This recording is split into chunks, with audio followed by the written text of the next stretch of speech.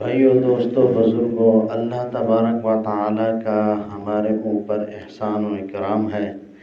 کہ اللہ تبارک و تعالیٰ نے ہمیں مسلمان بنایا اور والدین مسلمان عطا کیے اور اولاد بھی مسلمان عطا کی، مسلمانوں والا معاشرہ عطا کیا۔ اللہ تبارک و تعالیٰ کا ہمارے اوپر سب سے بڑا احسان یہ ہے کہ اللہ تبارک و تعالیٰ نے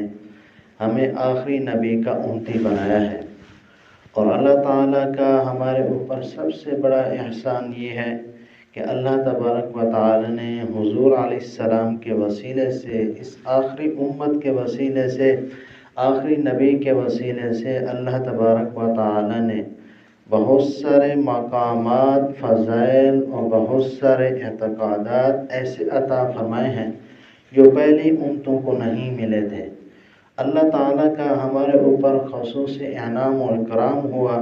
کہ اللہ تبارک و تعالیٰ نے ہمیں رمضان المبارک ہماری زندگیوں میں کئی بار عطا فرمایا۔ خوش قسمت ہیں وہ لوگ کہ جنہوں نے کہ پھر رمضان آنے والا ہے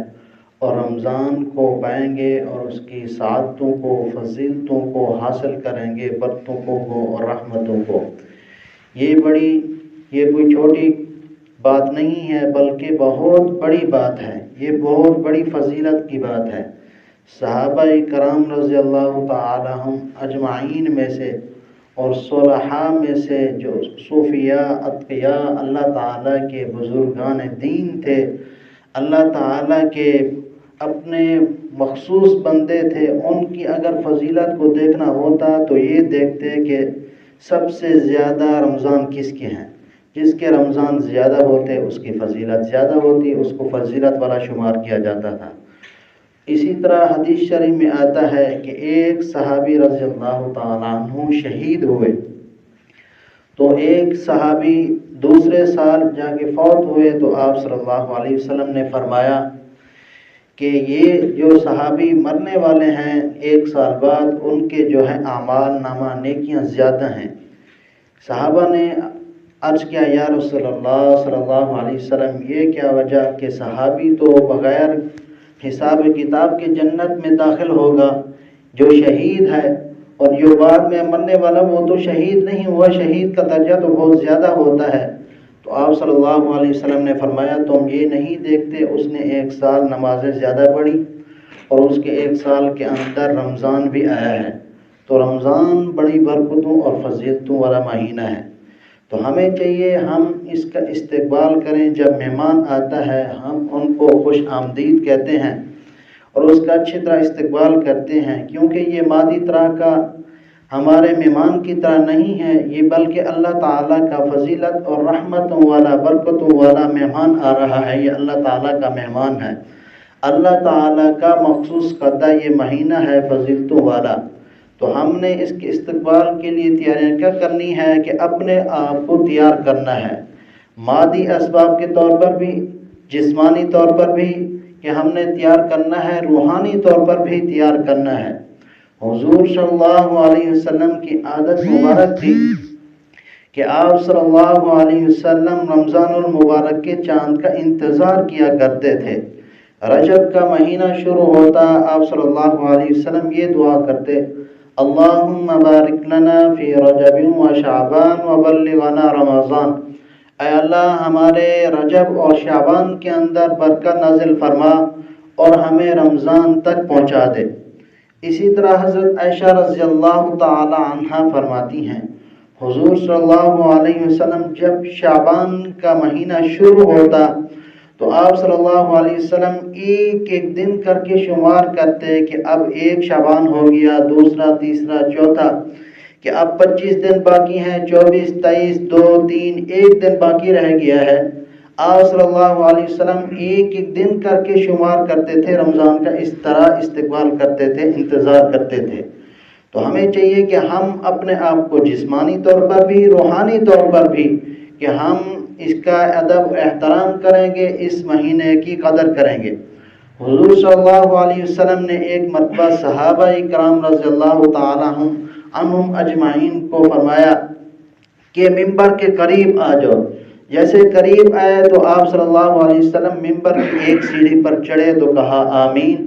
اور دوسری سیڑھی پر چڑھے تو آپ صلی اللہ علیہ وسلم نے فرمایا آمین، اور پھر تیسری سیڑھی پر چڑھے تو آپ صلی اللہ علیہ وسلم نے فرمایا آمین۔ صحابہ اکرام رضی اللہ تعالی عنہم اجمعین عرض کرتے ہیں یا رسول اللہ کہ آج سے پہلے ہم نے ایسا کچھ نہیں دیکھا کہ آپ نے کہیں آمین کہا ہو۔ تو آپ صلی اللہ علیہ وسلم نے فرمایا کہ میں جب پہلی سیڑھی پر چڑھا جبرائیل علیہ السلام آئے، انہوں نے کہا کہ جو رمضان المبارک کو پائے اور اس کی قدر کر کے اپنی مغفرت نہ کرا سکے کہ وہ تباہ و برباد ہو جائے، ہلاک ہو جائے۔ میں نے کہا آمین۔ تو ہمیں چاہیے کہ ہم رمضان المبارک کی قدر کریں تاکہ ہماری مغفرت کی جائے۔ آپ صلی اللہ علیہ وسلم نے فرمایا، حضرت سلمان رضی اللہ تعالی عنہ فرماتے ہیں آپ صلی اللہ علیہ وسلم نے کہ شعبان کی آخری رات کو خطبہ دیا، ہمیں خطبہ دیا، جس میں فرمایا یا ایھا الناس قد اظلکم شہر عظیم، فرمایا اے لوگوں تمہارے اوپر ایک مہینہ آنے والا ہے جو بہت بڑا مہینہ ہے، مبارک عظیم اور برکت والا مہینہ ہے، شہر فیہ لیلۃ خیر من الف شہر، یہ ایک ایسا مہینہ ہے جس میں ایک ایسی رات ہے کہ وہ 1000 مہینوں سے افضل ہے۔ آپ صلی اللہ علیہ وسلم نے فرمایا یہ ایک ایسا مہینہ ہے جس کے روزے تمہارے اوپر فرض کر دیے گئے۔ آپ صلی اللہ علیہ وسلم نے فرمایا یہ ایک ایسا مہینہ ہے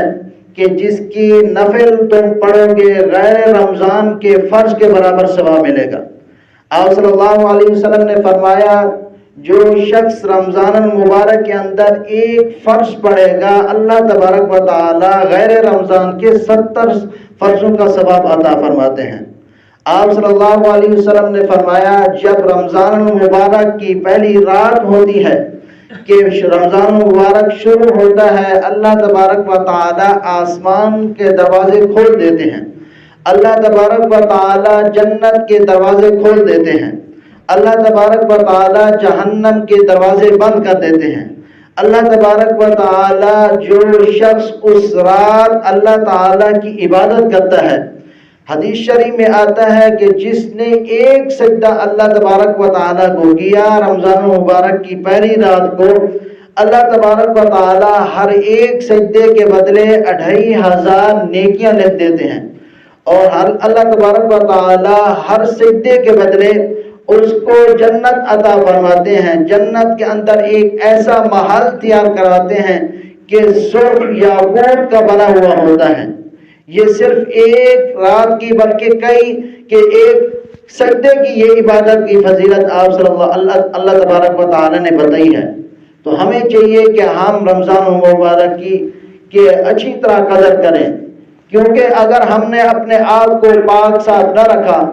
ہم تیار نہ ہوئے، تیار ہونے کا مطلب یہ ہے کہ ہم اپنے آپ کو پاک صاف رکھیں، گناہوں سے بچائیں، اپنی نظروں کو، اپنے کانوں کو، اپنی زبان کو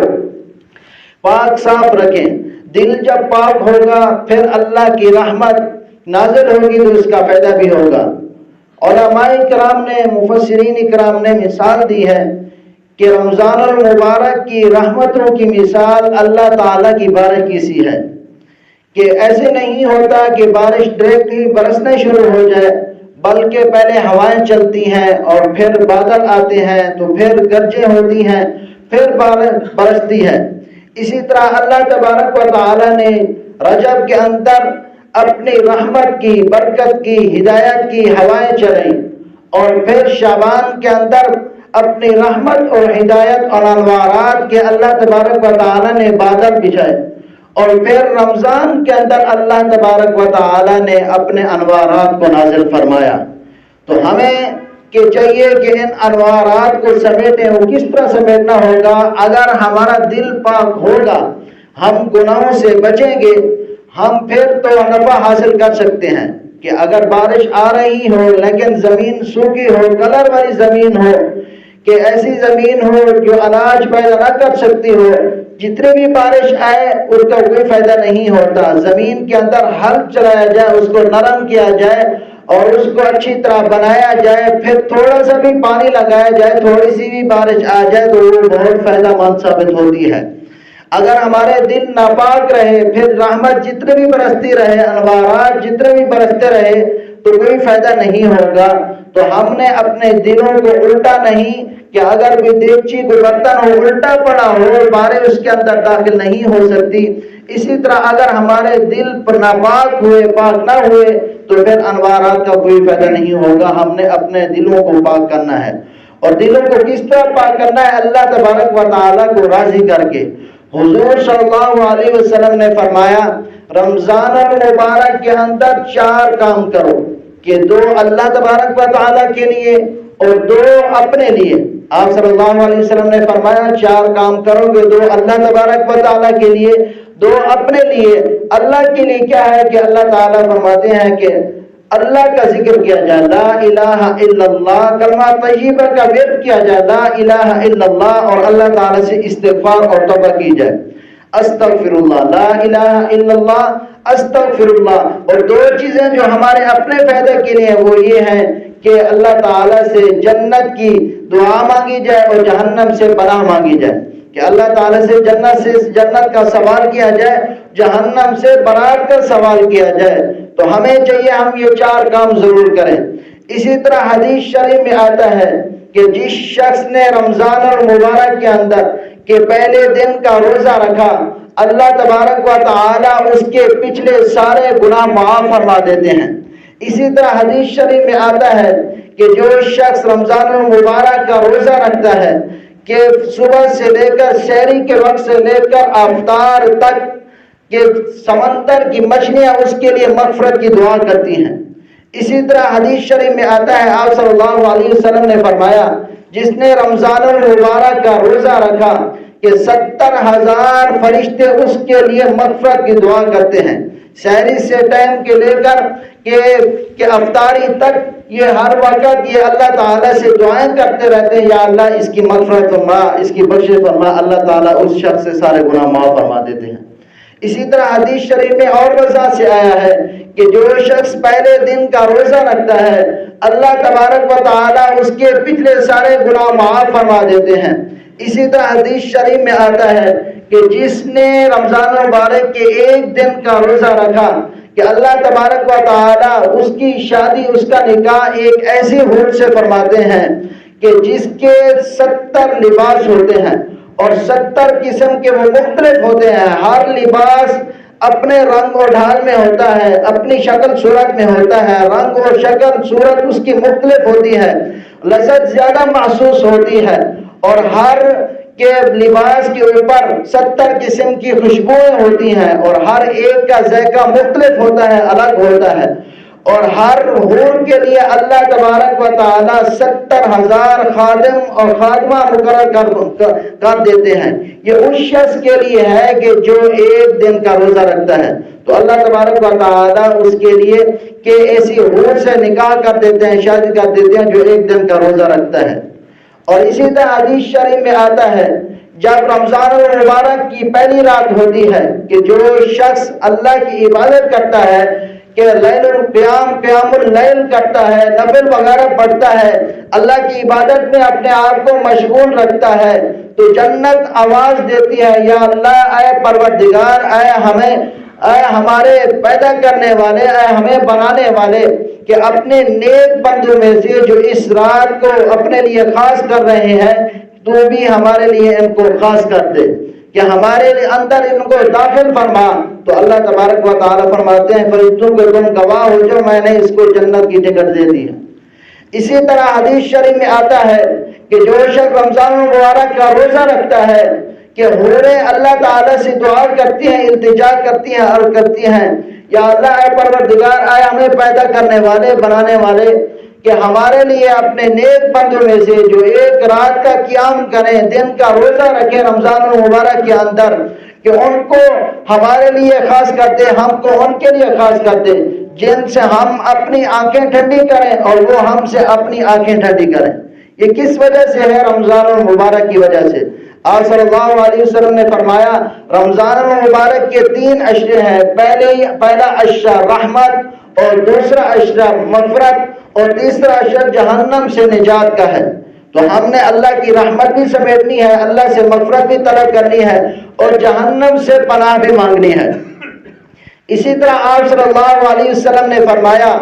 یہ مہینہ صبر کا مہینہ ہے، تو ہمیں چاہیے کہ ہم صبر کریں، روزہ رکھیں، ہم کسی کے کہ ایسے پیچھے نہ پڑ جائے تھوڑی سی غلطی ہو، بلکہ درگزر کریں۔ حضور علیہ السلام نے ہمیں کیا مکارم اخلاق سکھائے ہیں، آپ صلی اللہ علیہ وسلم نے ہمیں کیا بتلایا ہے۔ فتح مکہ کے موقع پر آپ صلی اللہ علیہ وسلم نے مثال قائم کر دی کہ سارے آگے دشمن کھڑے تھے، اونٹ کی لڑائی میں آپ صلی اللہ علیہ وسلم کے دانت مبارک زخمی کس نے کیے تھے؟ طائف میں آپ پر پتھر کس نے برسائے تھے؟ آپ کا جسم بدن مبارک لہو لہان کس نے کیا تھا؟ آپ کے صحابہ کرام کو، آپ کے چچا کو کہ کس نے شہید کیا، ٹکڑے ٹکڑے کر دیے، مسلح کر دیا گیا، کتنے صحابہ کرام رضی اللہ تعالیٰ عنہ کو شہید کرایا گیا، لیکن پھر حضور صلی اللہ علیہ وسلم سارے اقتدار کے باوجود، طاقت کے باوجود، انتقام کے باوجود، آپ صلی اللہ علیہ وسلم نے فرمایا لا تثریب علیکم اليوم، آج کا دن جو ہے وہ مقابلے کا نہیں ہے، انتقام کا نہیں ہے، بلکہ درگزر کا ہے۔ تو آپ صلی اللہ علیہ وسلم نے ہمیں یہ سبق دیا ہے کہ اگر روزے کے حالت میں تمہارے ساتھ کوئی زیادتی بھی کرتا ہے تم درگزر کرو۔ تو آپ صلی اللہ علیہ وسلم نے فرمایا رمضان کا مہینہ جو صبر کا ہے، تو ہمیں صبر کرنا چاہیے ہر طرح سے۔ اسی طرح آپ صلی اللہ علیہ وسلم نے فرمایا اپنے کمزوروں محتاجوں کی دیکھ بھال کرنی چاہیے۔ اگر کوئی مزدور ہے تو اس کے کام میں کمی کرنی چاہیے، مزدوری کے اندر کمی کر دینی چاہیے اور اس کا معاوضہ بڑھا دینا چاہیے، کیونکہ یہ ایسا غمخواری کا مہینہ ہے، آپ صلی اللہ علیہ وسلم نے فرمایا۔ اور آپ صلی اللہ علیہ وسلم نے فرمایا اپنے بھوکوں کی، فقیروں کی، غریبوں کی دیکھ بھال کرنی چاہیے۔ آپ صلی اللہ علیہ وسلم نے فرمایا جس نے کسی ایک مسلمان کا روزہ افطار کرایا اللہ تبارک و تعالی اس کے سارے گناہ معاف فرما دیتے ہیں۔ جس نے ایک دن کسی روزے دار کا روزہ افطار کرایا اللہ تعالیٰ اس کو جہنم سے آزاد کر دیتے ہیں۔ جس نے ایک کسی روزے دار کا روزہ افطار کرایا اللہ تبارک و تعالیٰ اس روزے دار کی جو کہ ثواب ملتا ہے، اس کو بدلہ ملتا ہے، وہی بدلہ اس آدمی کو عطا فرماتے ہیں۔ صحابہ نے